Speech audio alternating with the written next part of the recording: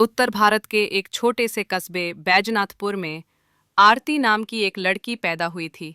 बचपन से ही उसने उन सामाजिक नियमों को देखा, महसूस किया और सहा जिन्हें लड़कियों के लिए सामान्य माना जाता था। स्कूल जाना उसके लिए एक लड़ाई थी, क्योंकि परिवार में लड़कियों को पढ़ने की अनुमति नहीं थी।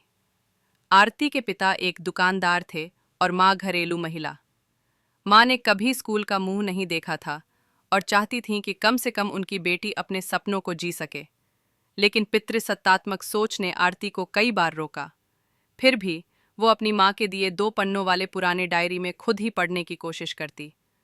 एक दिन गांव में एक एनजीओ की टीम आई। वे शिक्षा का प्रचार कर रहे थे। आरती उनके स्टॉल पर खड़ी रही, उनके पोस्टर्स पढ़ती रही और अंत में खुद को वहीं पंजीकृत कर दिया।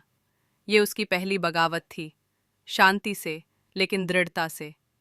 आरती को हर सुबह 5:30 बजे उठकर खेतों में मदद करनी पड़ती थी।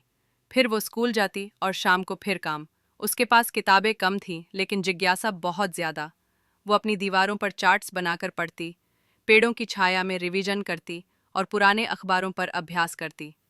एक बार स्कूल में विज्ञान प्रतियोगिता हुई, जिसमें उसने सौर ऊर्जा और गांवों में उसकी भूमिका पर एक मॉडल प्रस्तुत किया। न सिर्फ उसने पुरस्कार जीता, बल्कि पहली बार उसकी पहचान बनी। जब उसने 10वीं की परीक्षा में जिले में पहला स्थान पाया, तब गांव वालों ने उसे पहचानना शुरू किया। लड़की होके इतना कर दिखाया, यह वाक्य कई बार उसके कानों में पड़ा। कुछ ने तारीफ की तो कुछ ने जलन भी। पर अब आरती रुकी नहीं। उसने स्कॉलरशिप से कॉलेज में दाखिला लिया, जहां उसे लैब, लाइब्रेरी और वो हर चीज़ मिली जो उसके सपनों को साकार करने में मददगार थी।